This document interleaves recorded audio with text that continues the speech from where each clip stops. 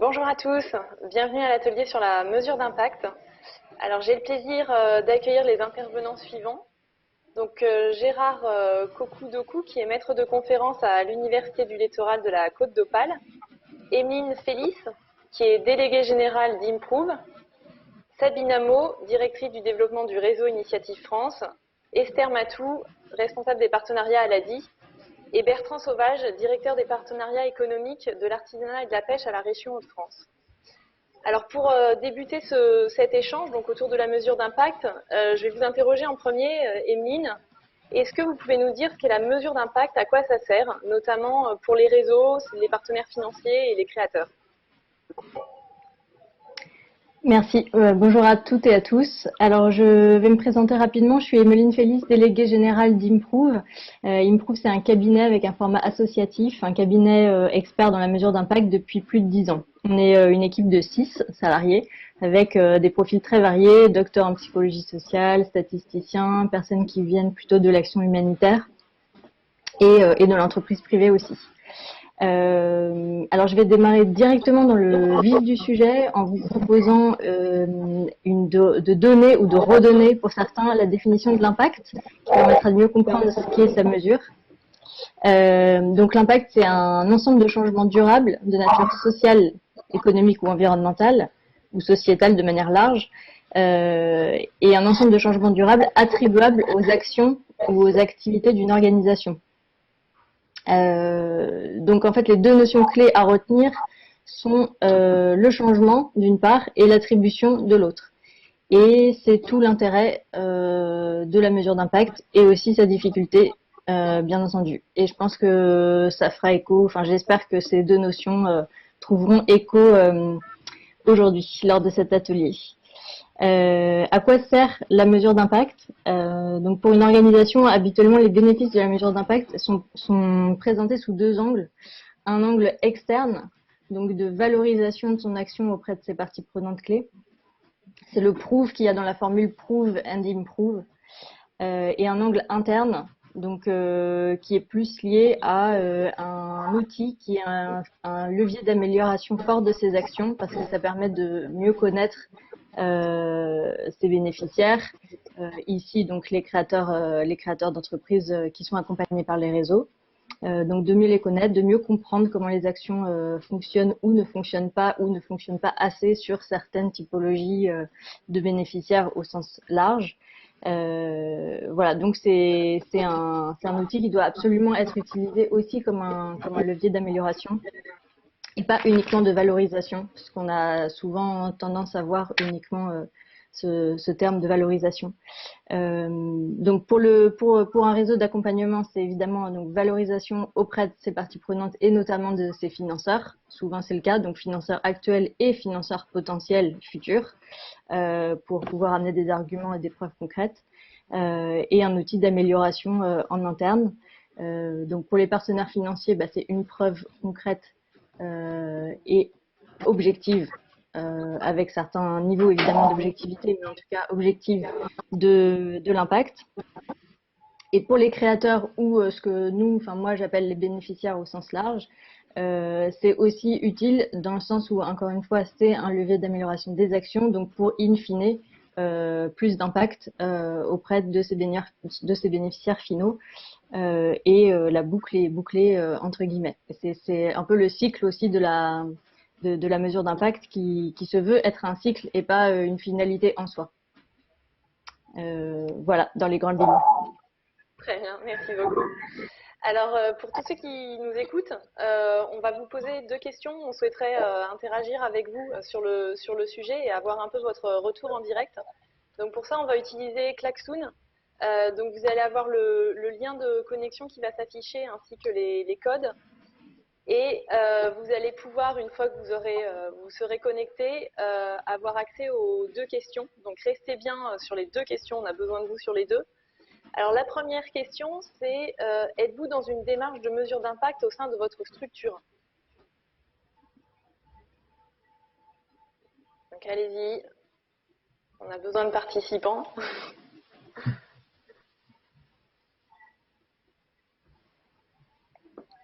Là, il y a peu de participants apparemment.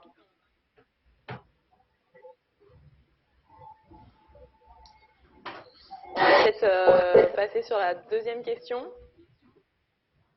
Je ne sais pas si on aura plus de succès. Si vous êtes dans une démarche justement de créer une mesure d'impact au sein de votre structure, quels sont les freins qui vous bloquent, qui vous ont empêché aujourd'hui de la mettre en place, avec une réponse assez courte pour qu'on puisse interagir sur vos réponses. Bonjour. Vous vous êtes adressé à moi? Ah, bonjour Bertrand, vous nous rejoignez? Bonjour. Oui, à l'instant, et pour tout dire, j'ai pas entendu votre question, je vous prie de m'excuser.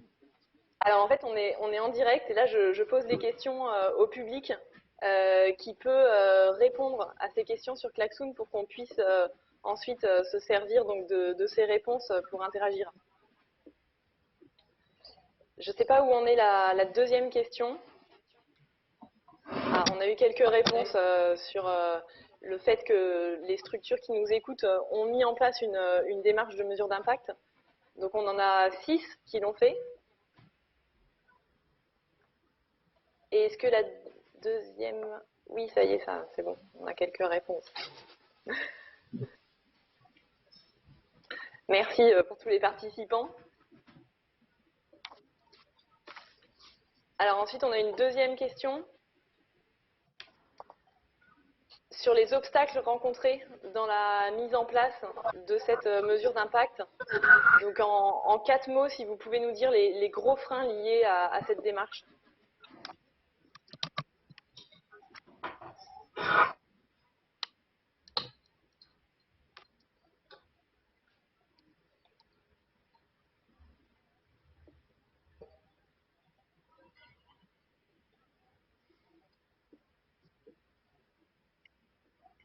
Alors les ressources, ok.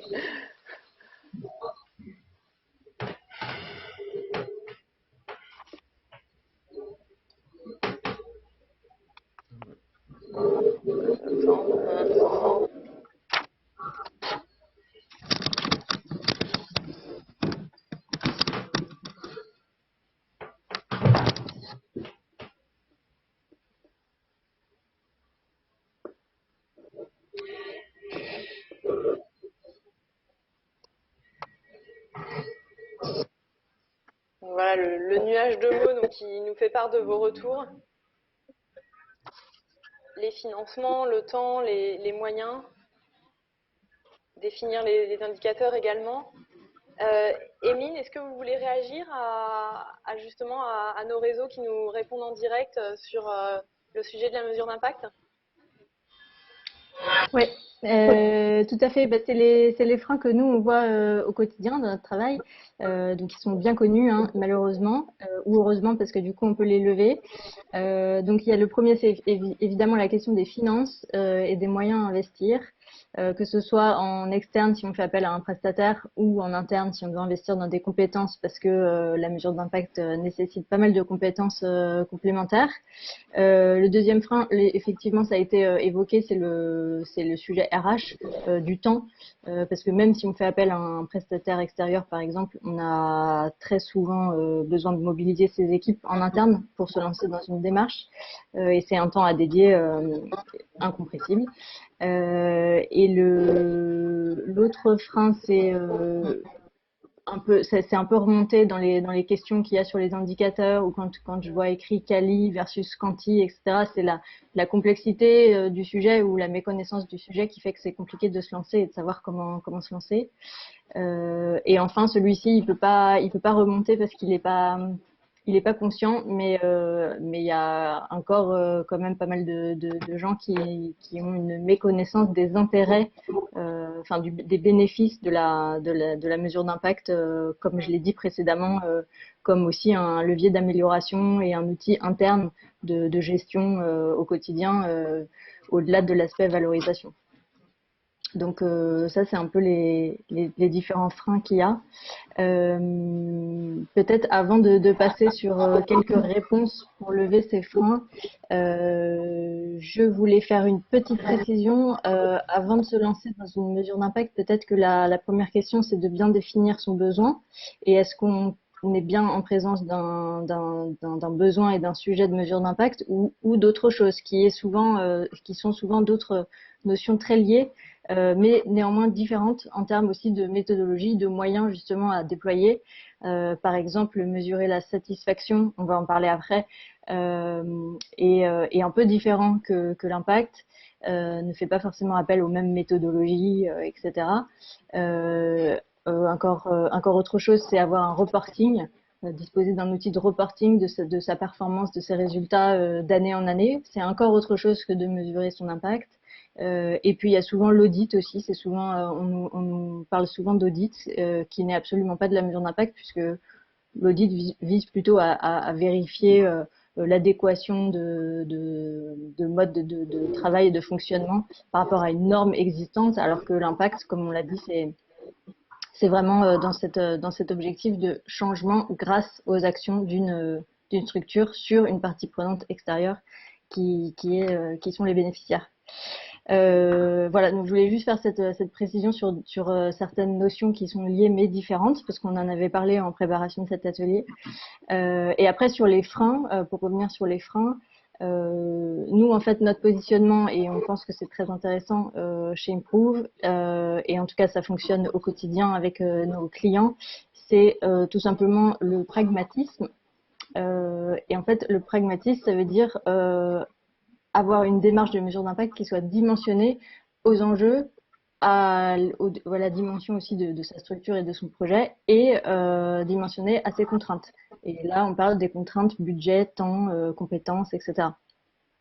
Et il y a différents éléments qu'on peut nommer aussi pour pouvoir être pragmatique.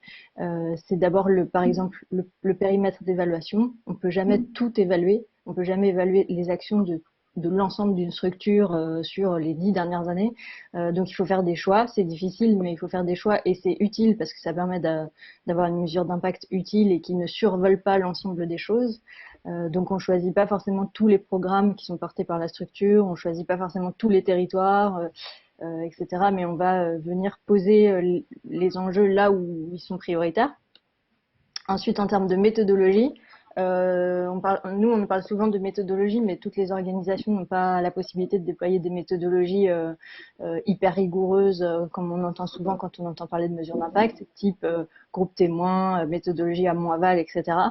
Mais il faut savoir que même une méthodologie simple, entre guillemets, qui soit bien pensée, avec des bons indicateurs bien formulés par des gens qui savent formuler ce type d'indicateur pour les types de bénéficiaires dont on parle, peut très bien être utile pour tirer des enseignements très intéressants et exploiter ces enseignements pour améliorer son action. On n'est pas obligé de partir dans une méthodologie très complexe et très coûteuse, que ce soit en termes de temps ou en termes de moyens. Et enfin, le dernier exemple, ça peut être sur les indicateurs aussi dont on nous parle souvent. Il n'y a pas besoin, pour avoir une mesure d'impact qui tienne la route, entre guillemets, et qui soit intéressante, d'avoir des dizaines et des dizaines d'indicateurs.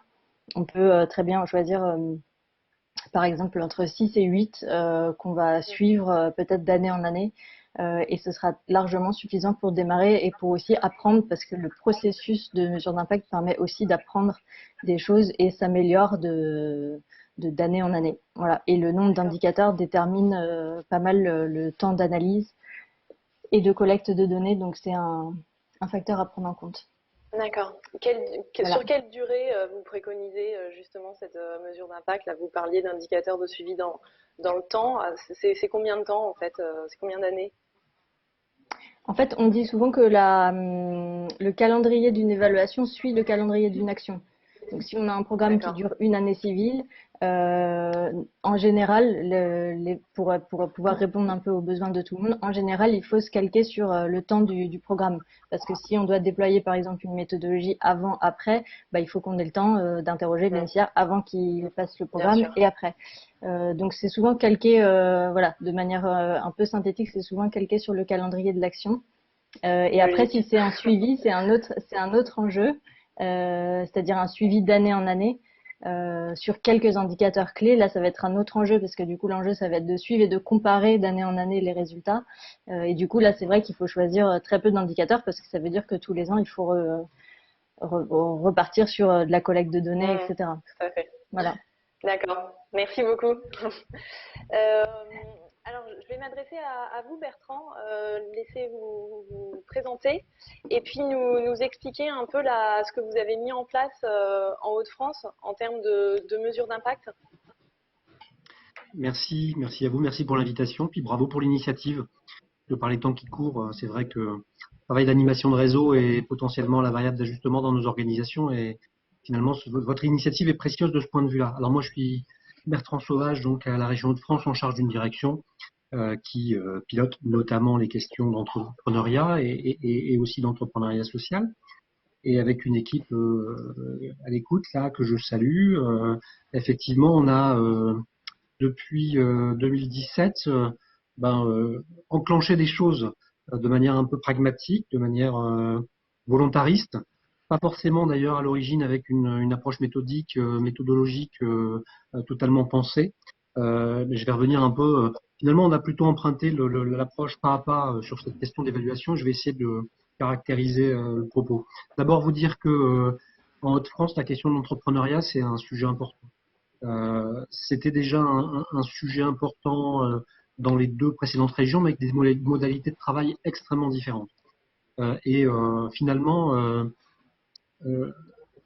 pour nous, en 2016, donc après, avec l'avènement d'un nouvel exécutif régional, avec l'adoption d'un SRDE2I, le sujet, ça a d'abord été vraiment de se concentrer sur l'avènement d'une nouvelle politique, parce qu'il y avait, j'ai envie de dire, une culture de l'entrepreneuriat, ou en tout cas d'une politique d'appui à l'entrepreneuriat dans les deux précédentes régions, et d'une certaine manière, avec la loi Notret et puis l'avènement d'une nouvelle région, il fallait quelque part reconstruire une politique homogène finalement à l'échelle de l'ensemble des deux anciennes régions, et ça a vraiment concentré beaucoup de nos énergies en 2017 et à la suite. Alors, l'entrepreneuriat, l'appui à l'entrepreneuriat en région Hauts-de-France aujourd'hui, c'est plus de 30 000 accompagnements. Plus de 30 000 accompagnements autour de quelques modules, 4 modules en fait, l'accompagnement avant création, l'accompagnement après création, la question du test d'activité, et puis également l'appui focus structuration financière. Donc c'est comme ça qu'on avait bâti la politique Hauts-de-France en 2017.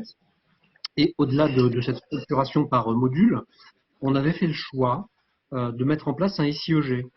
C'est vrai que d'autres régions fonctionnent autrement. On a beaucoup réfléchi à cette question-là.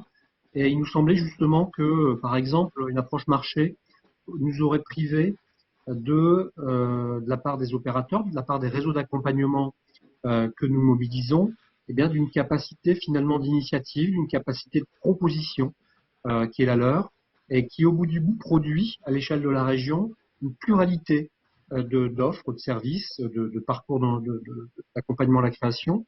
Et c'est vraiment, je trouve, ce qui fait la richesse de l'approche, d'autant plus que l'évolution forte de notre politique Hauts-de-France par rapport aux politiques précédentes, c'est que l'exécutif avait souhaité mettre le porteur de projet au cœur du parcours, notamment en lui proposant de construire son parcours grâce à une application, grâce à une plateforme web qui, lui, normalement, met en perspective les différentes options et différentes ressources qu'il peut susciter, qu'il peut solliciter pour se faire accompagner.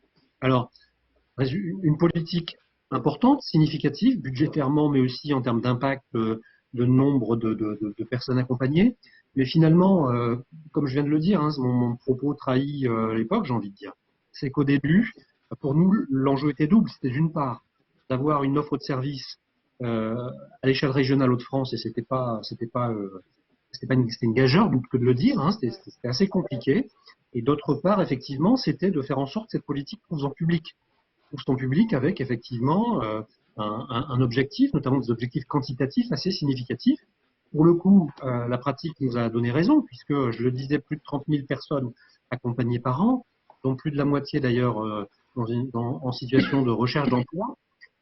Pour le coup, assez rapidement, en 2018, on a pensé que autant la politique était en place, autant on avait la certitude qu'elle touchait son public, autant il était important maintenant de mettre l'accent justement sur le volet qualitatif de l'accompagnement, c'est-à-dire s'intéresser moins au nombre de personnes accompagnées que aux résultats de cet accompagnement pour ces personnes. Et finalement, là, on a mis en place un processus pas à pas grâce à certains de nos partenaires.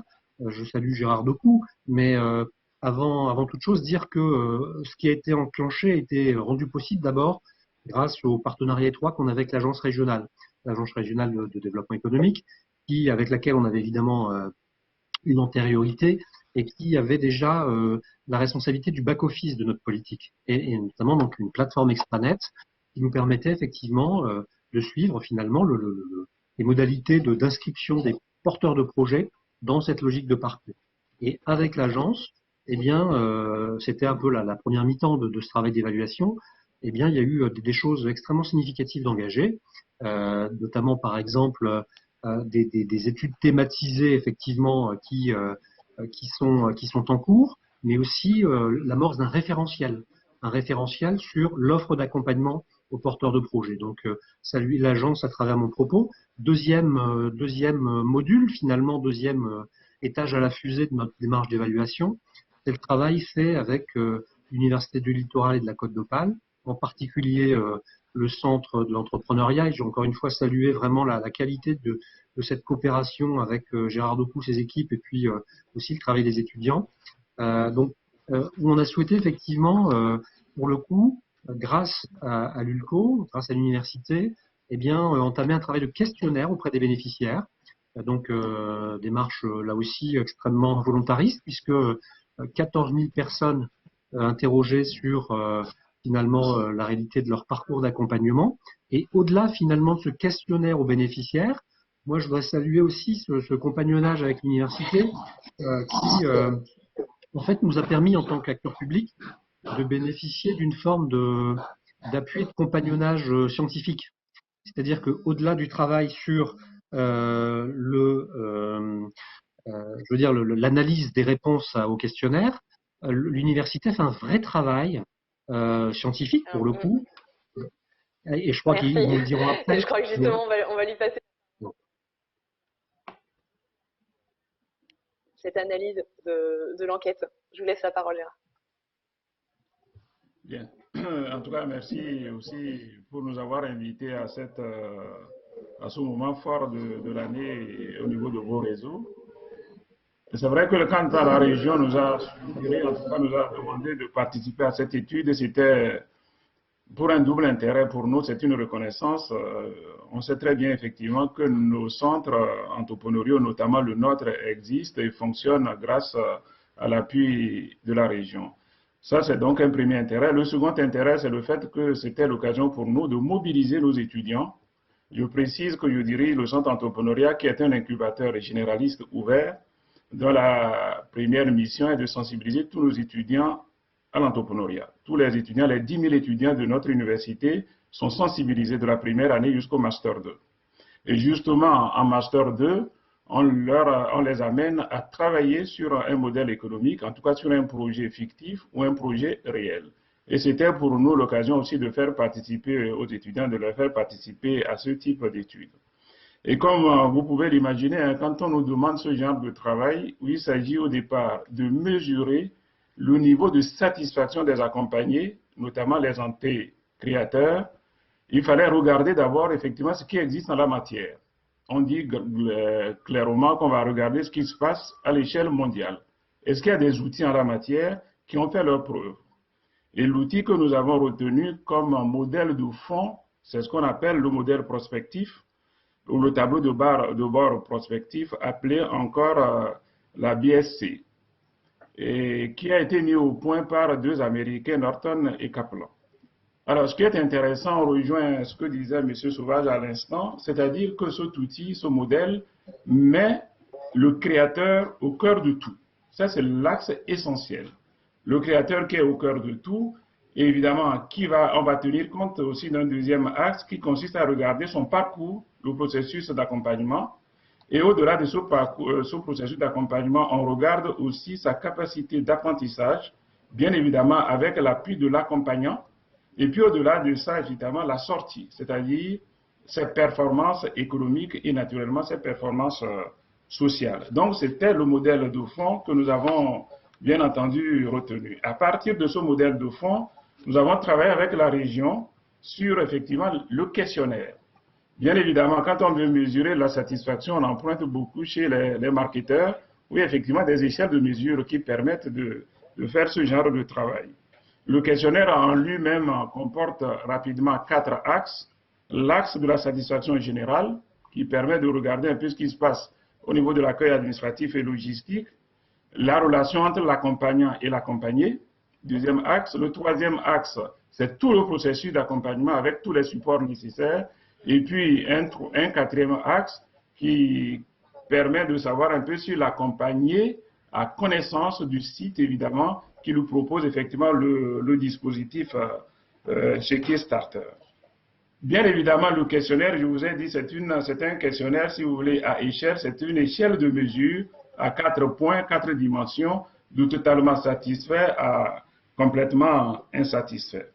Naturellement, le questionnaire a été testé auprès d'une cinquantaine de personnes accompagnées qui font partie de cette cible.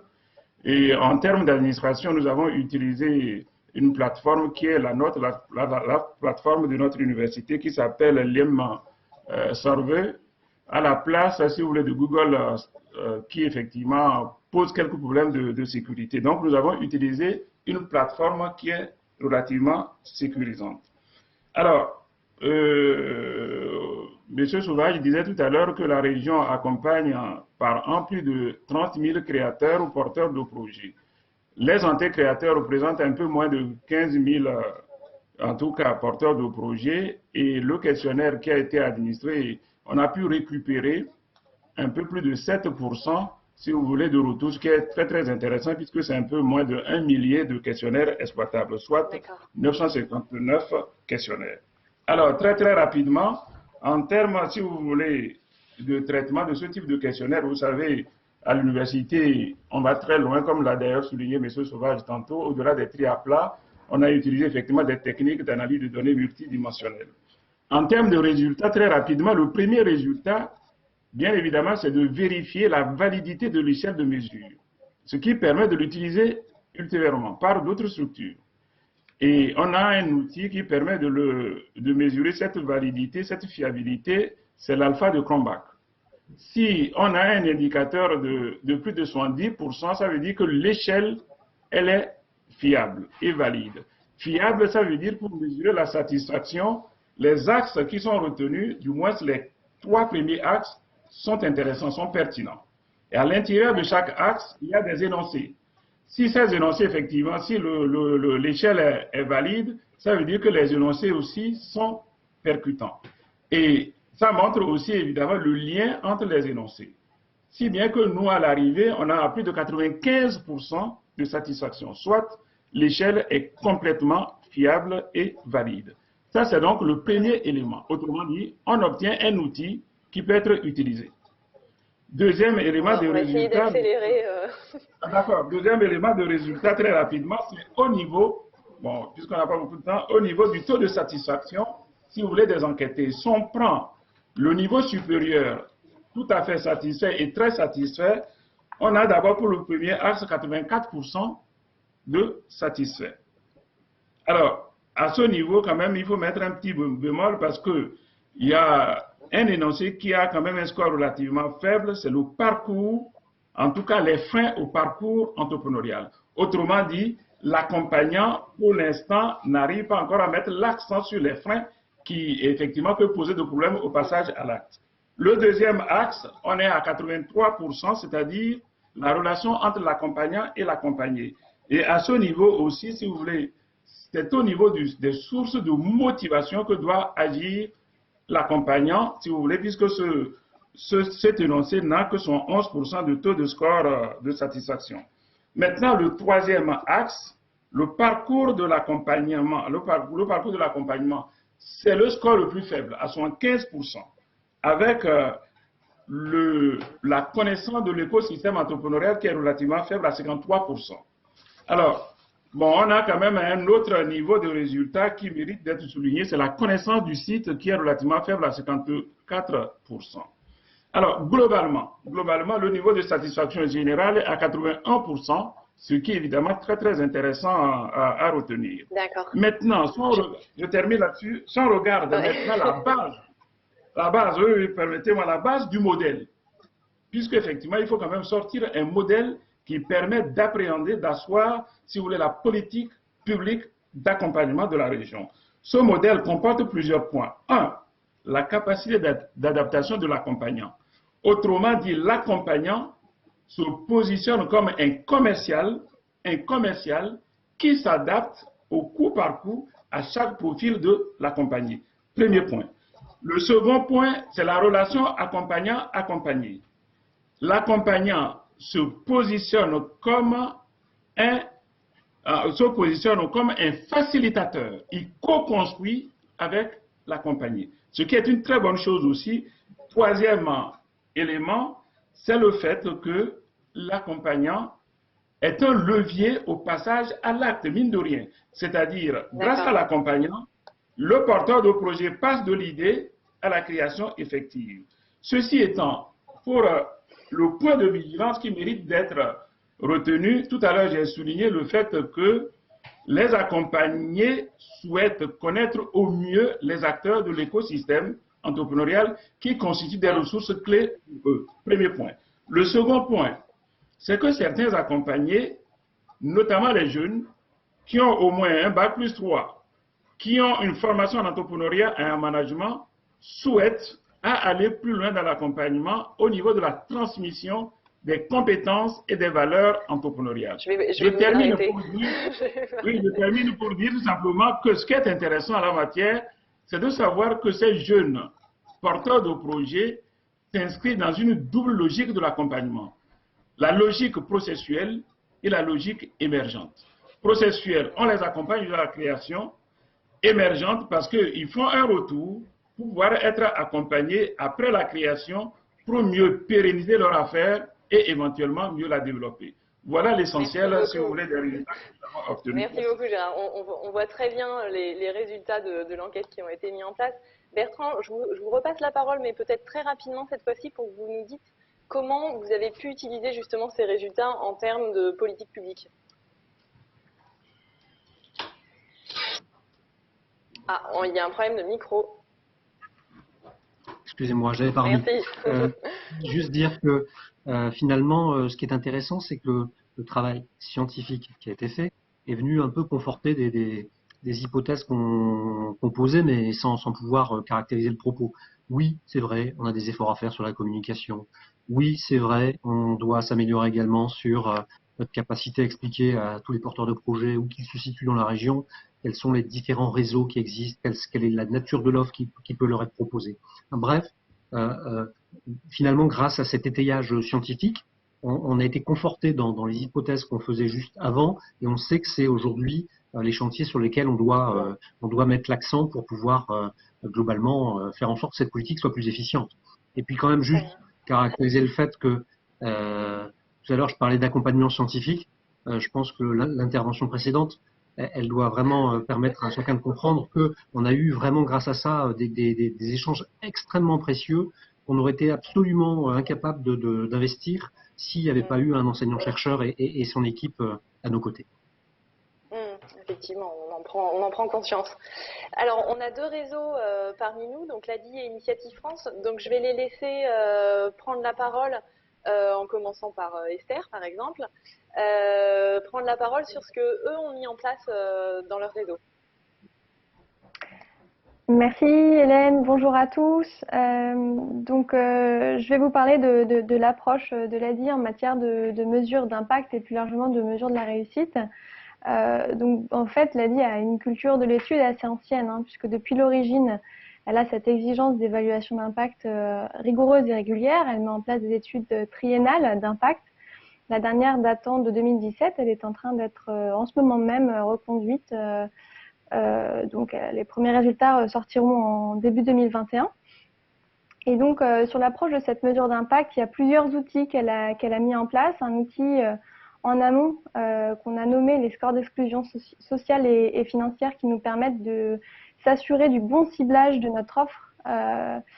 On va évaluer sur la base du sexe, de l'âge, du niveau de formation, de la situation de chômage, de l'occupation de logement, de la zone d'habitation, mais aussi des éléments liés à la capacité d'épargne, la perception des minima sociaux, des revenus du foyer. En fait, si on est toujours bien dans le ciblage qui est en fait sur lequel repose la mission sociale de l'ADI.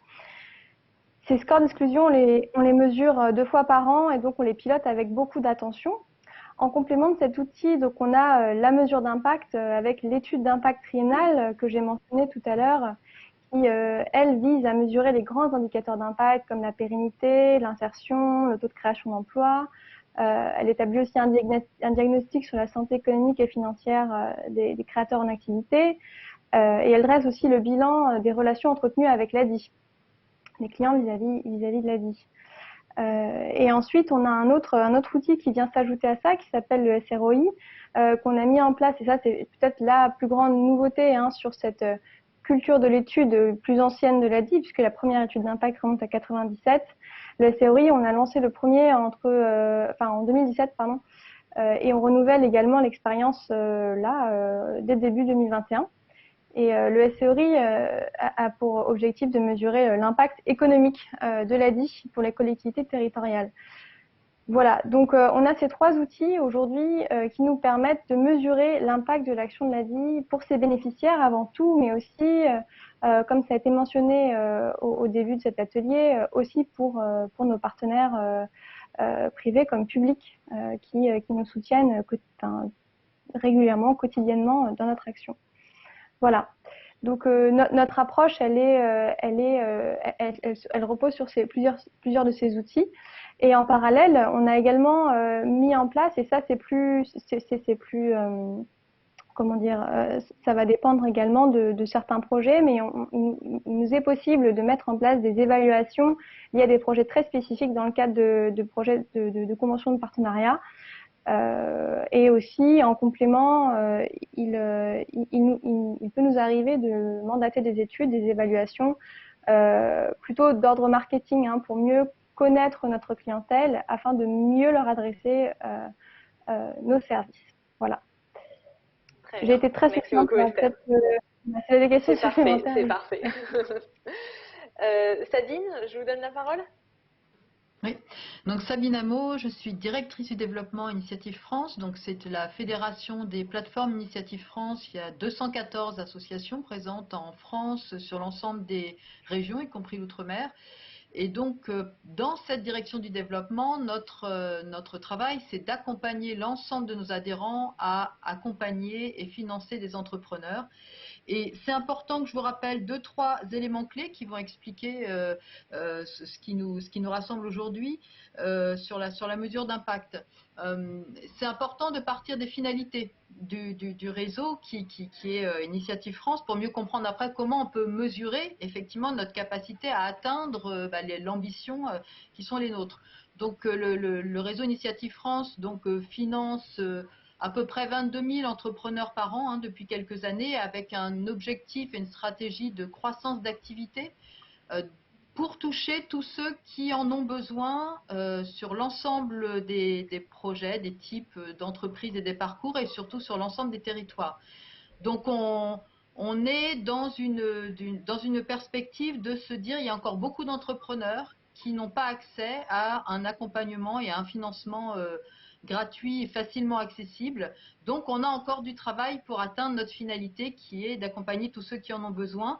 Et comment on va mesurer ça? Donc, nous, notre métier, c'est d'aider par un accompagnement avant et après le financement et aider par une mise en réseau avec des acteurs du territoire un entrepreneur à passer de son projet à la réussite et la pérennité de son projet, parce qu'il va pouvoir tout au long de son parcours bénéficier d'appui au niveau le plus local. Donc comment on va mesurer tout ça? Effectivement, on est d'accord que la mesure de satisfaction, que les reportings, que les audits, ça n'est pas de la mesure d'impact. Néanmoins, je tiens à redire que c'est quand même des choses qu'on fait chaque année depuis la création du réseau et qui nous aident quand même beaucoup à déjà avoir des indicateurs repères clés.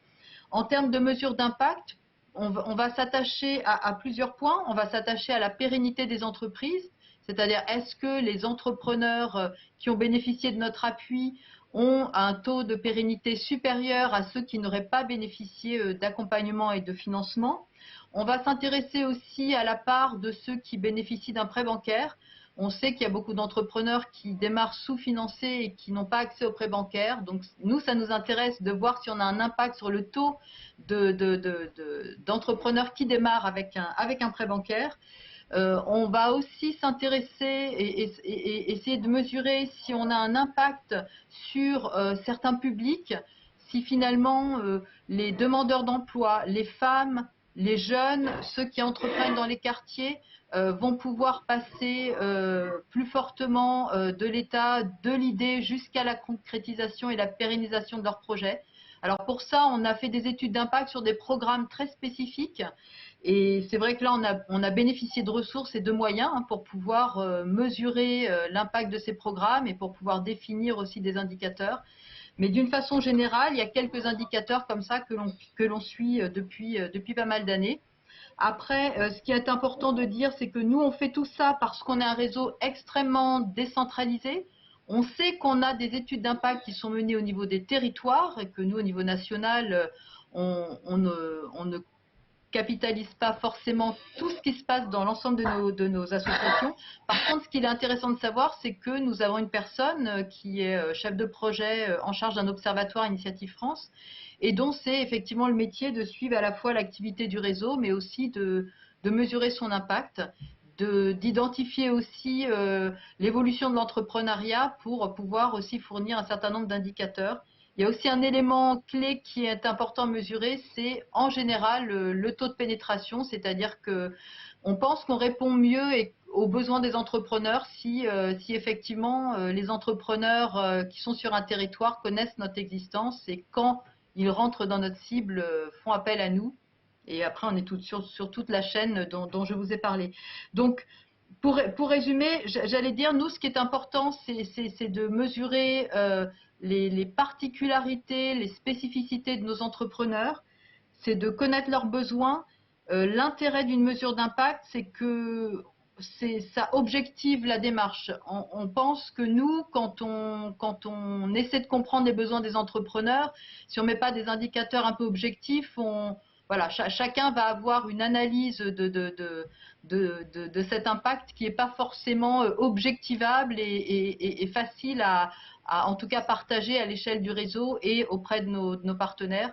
Donc on a effectivement ce travail de transparence et d'objectivité qui est important pour nous. Et puis un travail aussi j'allais dire, une étude d'impact pour nous, c'est aussi un moyen de mobiliser nos salariés, nos bénévoles et de mobiliser tout l'écosystème qui est impliqué dans chacune de nos associations.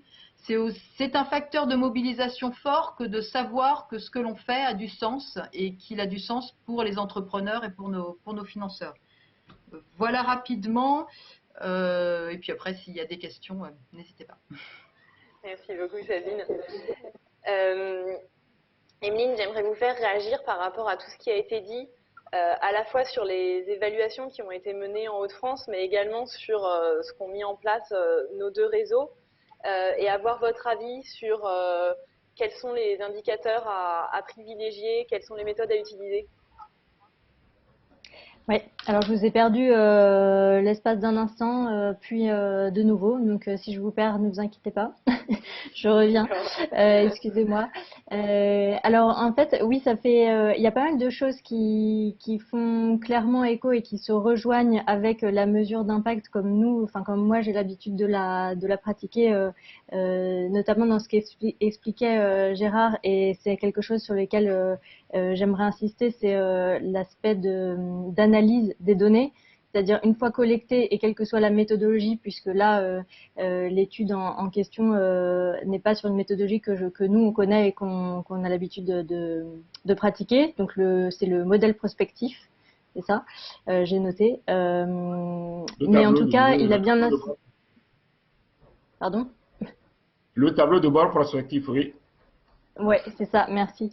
Et en tout cas, il a bien insisté sur l'analyse des données et c'est quelque chose qui est souvent oublié dans le sujet de la mesure d'impact et qui est hyper important parce que ça permet justement de croiser des données et d'exploiter et de traiter les données comme il se doit. Parce que sinon, si c'est pour faire de l'analyse entre guillemets uniquement descriptive, ça a beaucoup moins d'intérêt et c'est vraiment dommage de collecter toute cette donnée et de mettre du temps et des moyens si après c'est pas analysé derrière. Il a parlé aussi d'un échantillon, enfin d'une population très importante auprès de laquelle il a fait passer son questionnaire et ça c'est très intéressant parce que c'est aussi un des aspects qui fait l'objectivité, la transparence et la rigueur de la mesure d'impact. C'est d'avoir un échantillon, si possible, représentatif, en tout cas le meilleur échantillon possible qu'il soit. Et puis, il a parlé aussi de tester les questionnaires, puisque la mesure d'impact repose beaucoup sur de la collecte de données auprès des parties prenantes directement sur le terrain. Et c'est très important de tester pour voir si on est bien compris, si on s'entend de la même manière sur les termes, sur les actions qui ont été portées, etc. Parfois, on se rend compte en faisant la mesure d'impact que certaines personnes bénéficiaires n'ont même pas, enfin, ne mettent même pas les mêmes mots ou le même vocabulaire derrière certaines actions dont ils ont bénéficié. Et ne serait-ce que ça, c'est très important.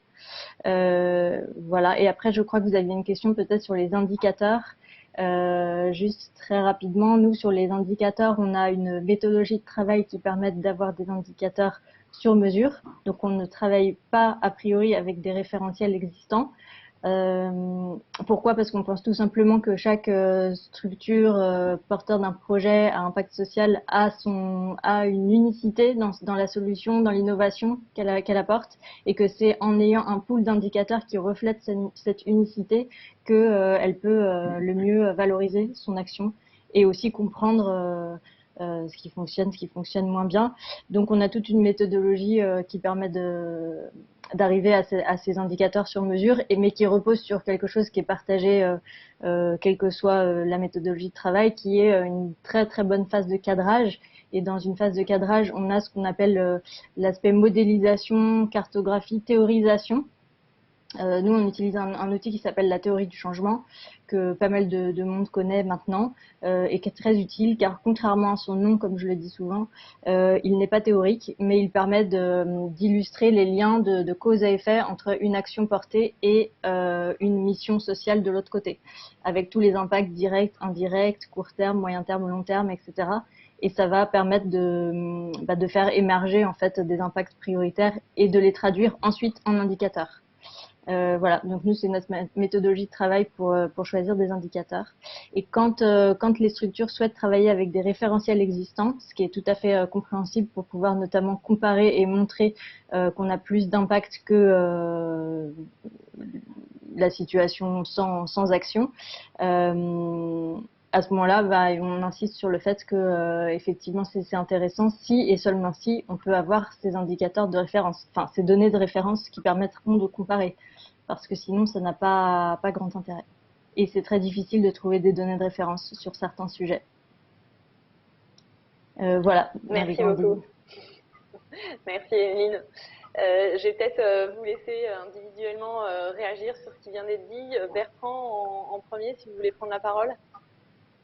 Oui, dire d'abord qu'effectivement, en écoutant des sachants là sur les questions évaluatives, sur les questions d'évaluation, juste nous dire qu'en fait on a pris le sujet avec humilité. Clairement, quand on a commencé en début de mandat, c'était de l'ordre de l'impensé. C'est pas quelque chose qu'on avait travaillé. Pour autant, on s'engage là-dedans aujourd'hui de manière très volontariste, mais encore une fois en pas à pas. Meilleure illustration, c'est que par exemple, 3 ans après le début de cette politique, cette nouvelle politique, eh bien, on va systématiser le questionnaire auprès des bénéficiaires ce mois de novembre. Ce mois de novembre, on va lancer, il y aura à chaque clôture de phase la possibilité pour le bénéficiaire, pour la personne accompagnée, eh bien, de répondre à un questionnaire qui va venir justement alimenter la connaissance qu'on en aura et qui nous permettra finalement encore une fois, d'adapter systématiquement à l'avenir nos politiques au regard des retours qu'on aura. Donc systématiser le retour usagé, également systématiser la démarche dans nos pratiques professionnelles et dans l'échange également avec les réseaux avec lesquels on travaille, parce que finalement c'est une démarche systémique, hein, c'est une démarche collaborative, mais vraiment maintenir et systématiser aussi le partenariat avec l'université pour nourrir notre approche et faire en sorte que d'ici 6, 12, 24 mois, eh bien, on ait encore fait du chemin en termes de qualité de la politique publique mise en place. Merci beaucoup. Gérard, une réaction également? Oui, très rapidement. Donc, bien évidemment, je souscris à 200% à ce qui vient d'être dit, hein, puisqu'il y a 3 points importants. Le premier point, c'est le choix du modèle de base. Le modèle de base qui a fait ses preuves, qui est bien adapté en fonction des objectifs de mesure qu'on l'on veut faire. Le second point, c'est le travail effectivement de récolte des données avec toutes les précautions qu'il faut prendre, toute la rigueur qui s'impose, avec tous les outils de traitement et les méthodes de traitement. Et puis, Emeline a dit quelque chose de très important après, c'est le fait qu'il faut aller vers effectivement une modélisation, une théorisation pour permettre non seulement, en tout cas par exemple pour nous à la région, d'aller plus loin dans ce qu'elle veut faire, et puis aussi, pourquoi pas, donner effectivement la possibilité à d'autres de regarder. Parce que ce qu'on fait au fond, ça nous permet évidemment de laisser les bonnes pratiques pour qu'effectivement d'autres puissent s'en inspirer. Et cette idée d'aller vers la théorisation, la modélisation est fondamentale. Ça aussi, ça rejoint ce que dit M. Sauvage, parce que ça demande effectivement une récurrence au niveau du travail qui est fait. C'est dans cette perspective-là qu'on s'est engagé avec la région. Et la région, on a lancé effectivement une autre phase effectivement du travail. On s'est mis d'accord d'ailleurs avec la région pour le faire effectivement selon les publics 2 fois par an. Ça va nous permettre d'aller vers effectivement ce que Emeline appelle la théorisation ou la modélisation. Et là, en la matière, honnêtement, je ne peux pas le faire seul avec les étudiants, hein. Actuellement, je travaille avec un autre collègue de notre université et puis 2 autres collègues effectivement qui ont un regard, hein, 2 autres collègues de l'université de Caen qui ont un autre regard qui vont me permettre d'aller plus loin. Voilà. D'accord, merci beaucoup. Esther, est-ce que tu souhaites réagir sur tout ce qui a été dit? En fait, oui, effectivement, ce qui a été dit fait écho à l'approche déjà très, malgré tout, assez structurée de l'ADI en matière de mesures d'impact, puisqu'elle est déjà dans cette modélisation, puisqu'elle réinterroge tous les 3 ans ces indicateurs de mesures d'impact, de pérennité, d'insertion, de création d'emplois, ce qui nous permet vraiment régulièrement de vérifier si notre action a un impact et quel impact a cette action sur nos bénéficiaires. Donc oui, c'est tout ce qui a été dit là corrobore déjà l'approche de l'ADI en matière de mesure de la réussite. Merci. Merci beaucoup. Et Sabine, une réaction? Alors, moi j'aurais une petite petite différence, c'est que nous, là, on a démarré et on reste toujours des acteurs de terrain. C'est-à-dire que ce qui nous caractérise localement, c'est de réunir des chefs d'entreprise, des bénévoles, des professionnels de l'accompagnement. Et eux, ce qui les intéresse, c'est l'action. Et c'est vrai que c'est toujours compliqué, complexe pour une fédération comme la nôtre. Je pense que tout le monde a conscience de l'intérêt de mesurer l'impact. Mais on entend souvent, moi, le temps que je dois consacrer, je dois le consacrer à mes entrepreneurs. La priorité, c'est l'accompagnement. Et donc, je suis déjà mangée au quotidien par du reporting, par le back-office, par de l'administratif. Je n'ai pas le temps et je n'ai pas la ressource, moi, de mesurer l'impact. Donc, c'est vrai que c'est toute une difficulté. C'est que, en fait, on se rend compte que nous, au niveau national, on peut faire des choses et on en fait beaucoup, hein. On a évidemment, voilà, comme je vous le disais, un observatoire, on a des indicateurs que l'on suit chaque année, on fait des études d'impact sur un certain nombre de programmes.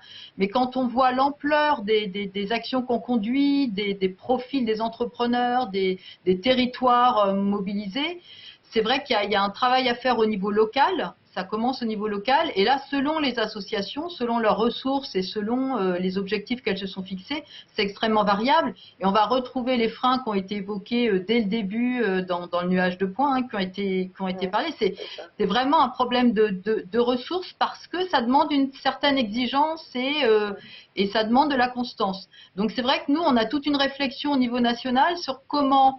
Et là, on est en pleine réflexion sur l'évolution de ce qui est pour nous notre démarche qualité, notre système de qualification. C'est comment faire en sorte que demain, ce soit un système qui soit un appui au pilotage pour chacune de nos associations, qui inclut justement ces réflexions autour de l'impact. Parce qu'on se rend compte qu'effectivement, il faut que ça fasse sens pour nos adhérents. C'est-à-dire que si on veut vraiment que ce soit fait dans la durée, qu'on y mette les moyens, il faut que ça fasse sens. Il faut que nous, on les aide au maximum à avoir des ressources. Alors bien entendu, le digital, un certain nombre d'outils nous aident très fortement. Mais malgré tout, on sent que c'est quand même pas forcément si simple que ça. Et nous, bon, on accompagne 22 000 entrepreneurs, on a 214 associations, on n'a qu'une seule personne à l'observatoire qui fait l'ensemble des reportings et qui doit traiter de ces sujets-là. Donc ça reste effectivement finalement quelque chose d'assez faible en ressources humaines. Je voudrais dire aussi une autre chose, et ça m'intéresserait d'avoir aussi l'avis des professionnels du sujet. Moi, il y a des choses que j'aime bien qui sont limite de l'empirisme et c'est pas toujours facile à analyser. Par exemple, quand je vais aux 30 ans d'une de nos associations locales et que je vois qu'ils avaient prévu une salle de 300 personnes, qui sont 700 et qui sont obligés de faire leur fête dehors et qu'il y a tout le monde, il y a tous les anciens entrepreneurs, la moitié des parrains, c'est des anciens entrepreneurs, ils font la fête, il y a toutes les collectivités, il y a tous les réseaux d'accompagnement, les consulaires, ils sont tous là. Et moi, je me dis, mais ça, en termes d'analyse d'impact, c'est juste génial. C'est qu'en fait, ils viennent dire merci. Ils ne sont pas obligés, ils n'ont pas de cadeau à l'arrivée. Juste le plaisir d'être ensemble parce qu'ils ont reçu quelque chose, que quelquefois ils redonnent d'ailleurs, puisqu'ils deviennent bénévoles. Et pour moi, en termes d'impact, je trouve que c'est très significatif. Par exemple, au cours des dernières années, on a vu une augmentation des clubs d'entrepreneurs. Pendant très longtemps, nos associations disaient on a du mal à mobiliser les entrepreneurs, etc. Et aujourd'hui, on a des clubs qui cartonnent.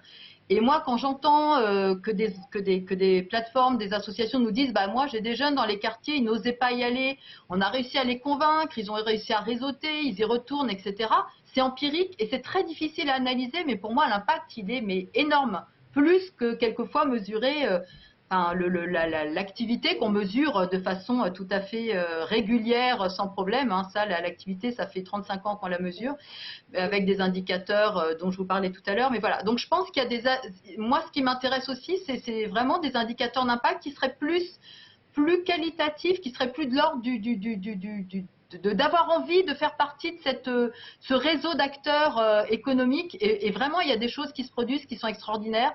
Et qu'on mesure peut-être pas assez, sans doute, hein, que moi je peux constater par-ci par-là, mais voilà. Donc ça, c'est des choses que nous on cherche aussi à mieux analyser, et c'est pas toujours du quanti, donc c'est pas toujours très simple. Voilà.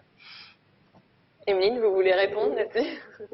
Oui, sur ce dernier point, rapidement, c'est vrai que c'est souvent un retour qu'on a. Est-ce qu'on peut avoir des indicateurs dits qualitatifs dans une méthodologie dite quantitative? Je vais essayer d'utiliser des mots simples. Donc, c'est-à-dire concrètement, est-ce qu'on peut aller évaluer la confiance en soi, le sujet des soft skills, la motivation justement, le lien social, le développement du réseau, l'envie de faire partie, de s'engager, je sais pas, dans son territoire au niveau local, etc.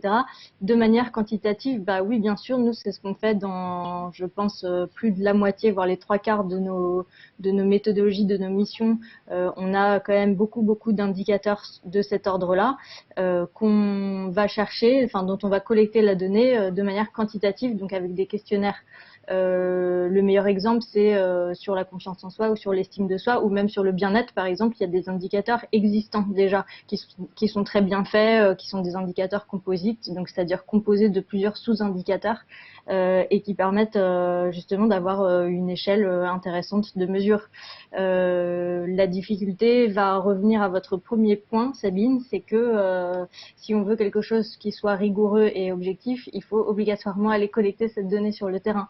Et effectivement, on va pas pouvoir le faire de manière empirique ou en observant qu'effectivement il y a plus de monde à des événements, etc. Donc ça veut dire qu'il va falloir le théoriser, enfin le modéliser, dire que ça fait partie de nos objectifs ou des choses qu'on pense sur lesquelles on pense avoir un impact, l'intégrer dans un questionnaire de collecte. En essayant que ce soit la méthodologie la plus simple possible, la moins coûteuse en termes de temps, etc. Et ensuite l'analyser pour pouvoir le valoriser et valoriser quelque chose effectivement d'assez rigoureux et objectif versus en fait la version qui ne serait pas de la mesure d'impact mais qui reflèterait un peu ce que vous avez dit, c'est tout ce qu'on trouve dans les témoignages par exemple. Les témoignages, les retours d'expérience qui sont racontés par certains bénéficiaires. et qui permettent de mettre en avant ce type d'éléments peut-être plus qualitatifs, mais malheureusement pas avec un échantillon représentatif. Donc il faut vraiment intégrer en fait à une évaluation dite quantitative des indicateurs qui sont plus qualitatifs, et c'est tout à fait possible. Et c'est même très intéressant pour les bénéficiaires eux-mêmes. Oui, pardon.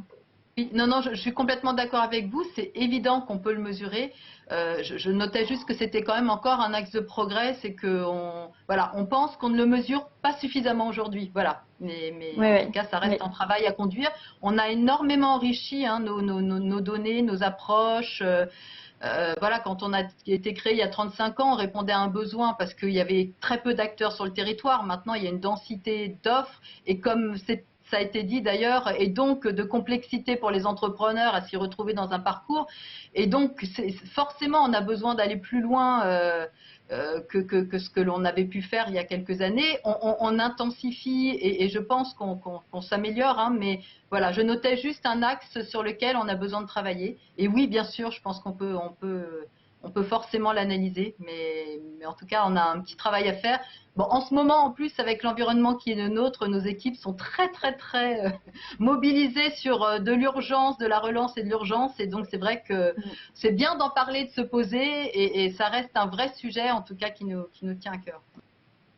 Si je me permets d'ajouter deux mots simplement. Allez, mais il y a l'Occitanie. Je encore d'emblée à ce que Emeline vient de dire, parce que en tout cas, notre dernière échelle de mesure pour la région intègre une partie de ce qu'elle vient d'indiquer, la confiance en soi, le bien-être de l'entrepreneur.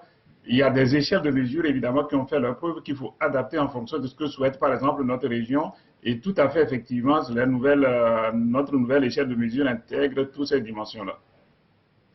Merci.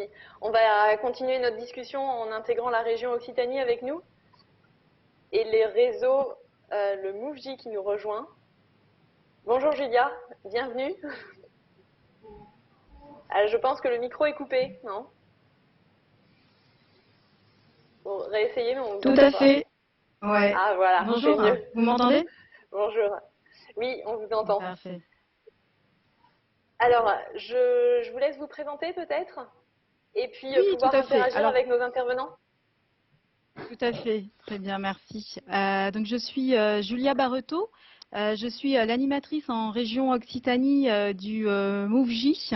Le réseau, c'est un mouvement pour les jeunes entrepreneurs, et du réseau Mentorat France.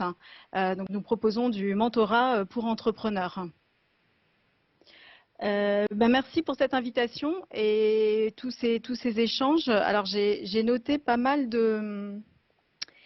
d'éléments. Moi j'ai suivi la plénière aussi avant l'atelier, où on parlait on a parlé du continuum, on a parlé de la chaîne d'accompagnement de l'entrepreneur, finalement de la complémentarité de nos réseaux d'accompagnement. Et moi, je me disais que nos réussites se mesuraient également par les synergies qu'on mettait en place entre les réseaux d'accompagnement. Mais du coup, ça complexifie la mesure d'impact. Donc déjà, première question, c'est les réseaux qui témoignent. Est-ce que vous avez mis des synergies en place pour créer des dispositifs à plusieurs têtes? Et comment vous mesurez votre impact quand vous êtes plusieurs réseaux à porter un dispositif d'accompagnement? Alors, Ladi et Initiative, si vous voulez répondre. Qui prend le sujet? Je vais y aller, Sabine.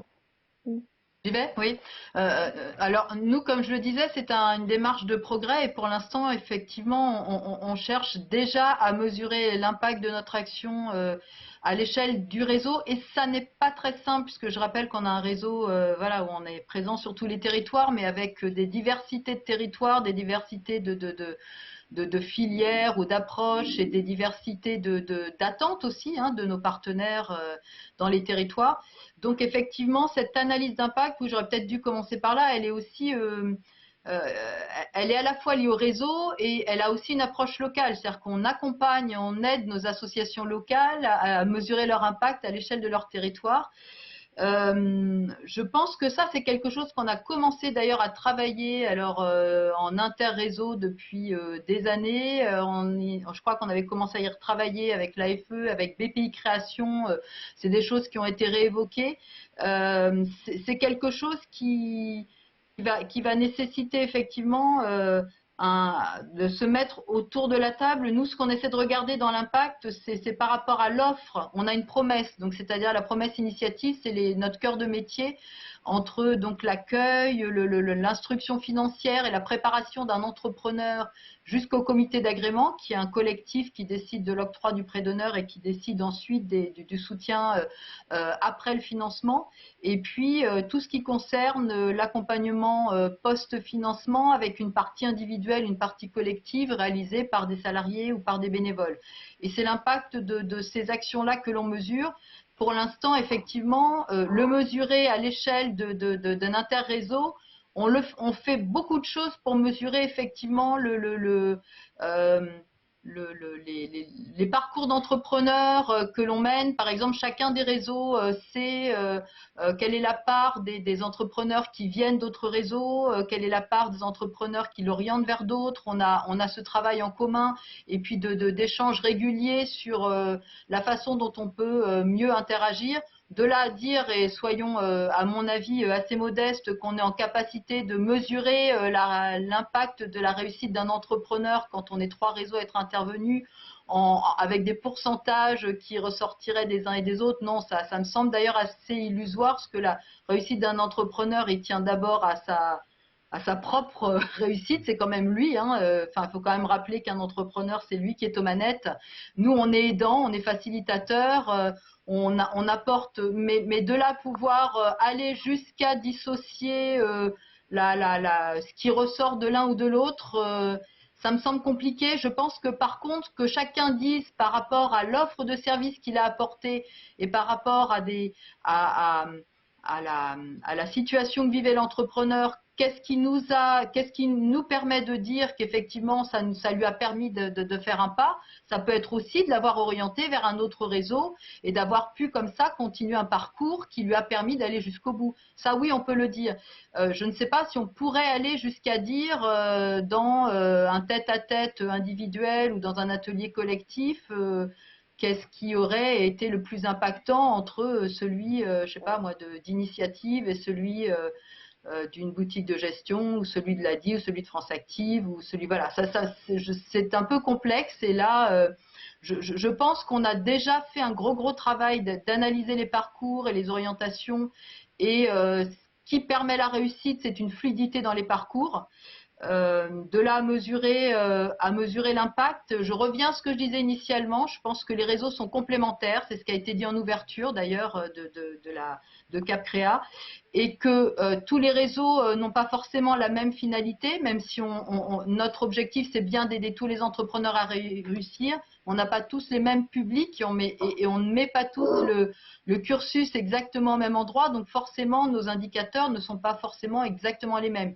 Nous on finance, donc la question de la transformation, c'est-à-dire en création effective, en pérennité et en développement des emplois, c'est évident. Pour l'ADI, c'est pareil, il finance. Pour un acteur qui est vraiment sur la phase amont, sensibilisation, accompagnement amont, c'est peut-être pas l'indicateur création d'entreprise qui va jouer, c'est peut-être l'avoir aidé à finalement progresser dans une démarche entrepreneuriale. Voilà, c'est pas forcément les mêmes. L'ADI, Esther citait des indicateurs très sociaux. Nous, on va être plutôt sur des indicateurs différents. Voilà. Merci. Non, mais Même réaction, Esther? Oui, en fait, je suis en ligne avec ce que dit Sabine. Effectivement, nous, on peut retracer qui nous a été orienté, et donc on voit bien en fait le parcours du créateur, et on sait aussi vers qui on peut le réadresser si on n'est pas en mesure de satisfaire complètement son besoin. Néanmoins, ce qui est compliqué, c'est comme on fonctionne comme un réseau structuré national, et que au niveau local, en fait, chaque réseau n'est pas dans les mêmes synergies partout de la même façon. C'est compliqué d'avoir une évaluation une évaluation inter-réseau à l'échelle nationale. En tout cas, ça me paraît compliqué. Peut-être que, comme on le fait pour certains projets, certains programmes, on pourrait l'envisager à l'échelle d'un dispositif inter-réseau qui fonctionne bien en local. Voilà, mais plus difficilement, je pense. Comme disait Sabine, déjà des difficultés à mesurer notre impact pour notre seul champ d'action. Ça deviendrait très très très complexe de croiser ça avec l'action inter-réseau. Allez, on va dire que c'est pas impossible. Peut-être qu'on y arrivera collectivement à faire quelque chose comme ça, avec tous les chantiers qu'on est en train de déployer, notamment sur le sujet de la donnée. Peut-être qu'on arrivera à avoir des mesures d'impact collectives. Je peux rajouter quelque chose, s'il vous plaît? Oui, bien sûr. Je voudrais juste rajouter, oui, très rapidement. C'est très intéressant ce sujet et passionnant parce qu'en fait, ça me permet juste de vous transmettre une chose qui est intéressante. C'est que ce que disait Julia, oui, la question que posait Julia, on peut y répondre en croisant des indicateurs qu'on appelle de résultats ou de performance, type avec combien de réseaux, d'autres réseaux, quel type de réseau un entrepreneur a été en contact, versus des impacts, donc des indicateurs qui sont sur l'impact, est-ce qu'il a créé, la pérennité, sa confiance en soi, etc.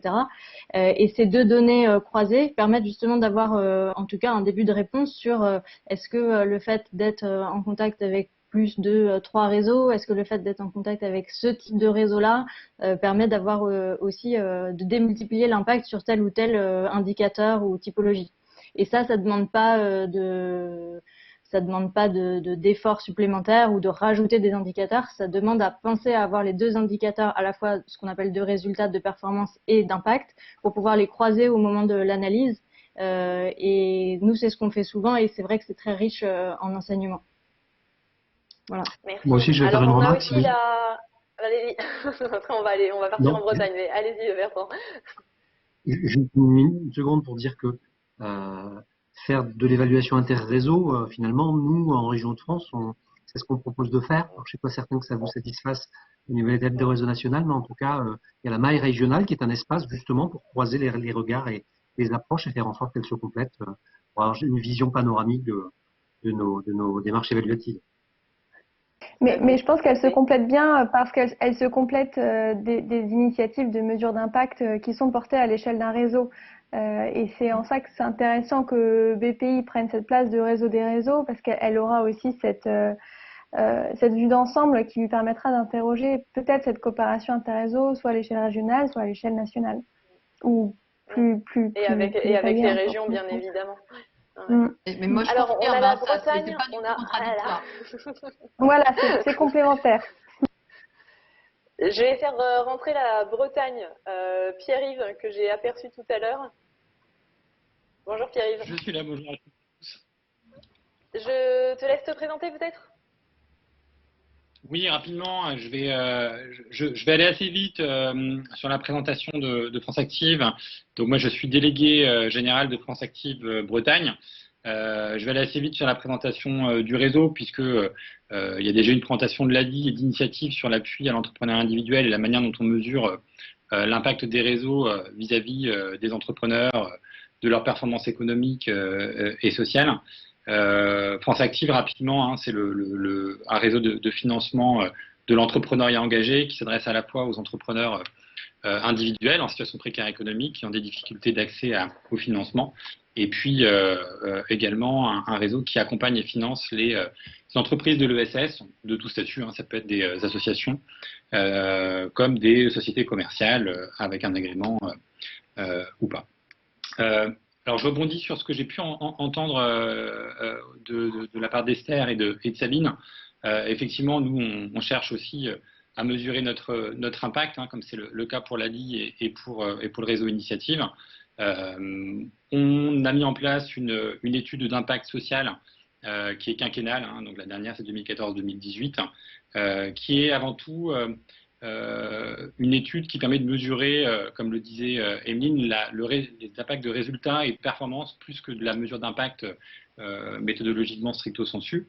Et au-delà de cette étude d'impact quinquennale, on a rajouté ces dernières années, dans le cadre de notre projet stratégique Ambition 2020, des indicateurs de sens qui nous permettent de mesurer l'adéquation entre notre objet social et puis ses réalisations. Donc les indicateurs de sens sont au nombre de 5, puisque plus on démultiplie le nombre d'indicateurs, plus c'est difficile à suivre. Donc dans ces indicateurs de sens, il y a les territoires exclus, quelle est la proportion d'entrepreneurs engagés que l'on a dans les zones de réhabilitation rurale, les quartiers politiques de la ville, le pourcentage d'entrepreneurs, de bénéficiaires qui vont avoir une absence de caution personnelle sur les prêts bancaires qui permettent de financer leur projet, puisque notre rôle, c'est aussi de limiter le risque pour les entrepreneurs, pour les banques aussi, mais avant tout pour les entrepreneurs. C'est également un impact emploi, avec le nombre d'emplois, donc indicateur assez classique de sens pour le réseau France Active. Le nombre de projets qui ont un fort impact social, donc avec une dynamique de transformation sociale et écologique, et puis également le pourcentage de bénéficiaires qui sont dans une situation de grande précarité. Donc ça rejoint quand même beaucoup d'indicateurs qui ont été évoqués par Esther pour l'ADI, ce qui n'est pas étonnant puisque France Active et l'ADI partagent cet objectif fort d'inclusion professionnelle par l'accès au financement des entrepreneurs.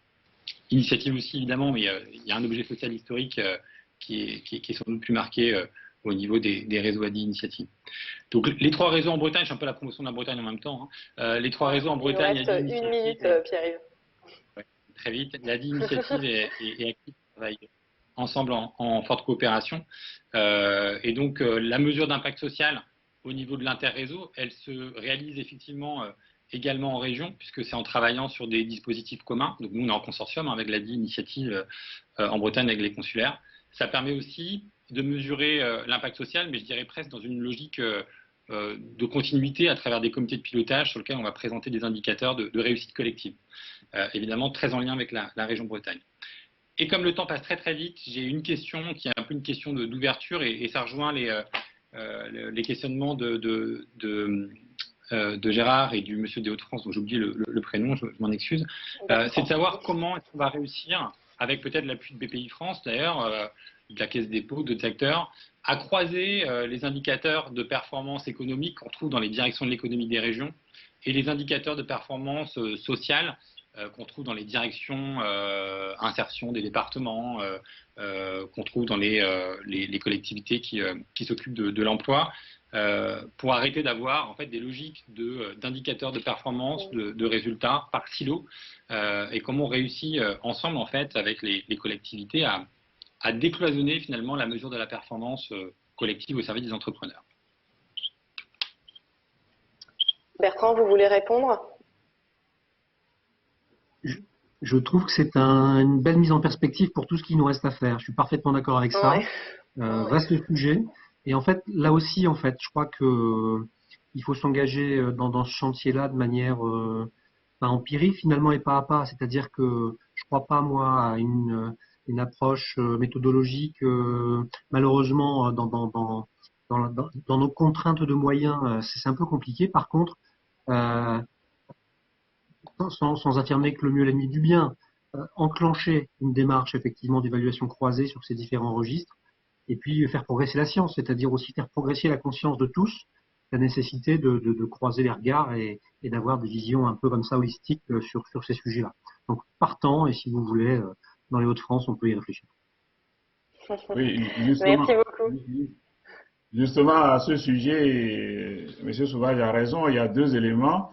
Le premier, c'est que effectivement le modèle que nous utilisons est tout à fait adapté en la matière, puisque la variable de sortie, c'est la dimension surtout économique et financière. Donc, c'est tout à fait faisable.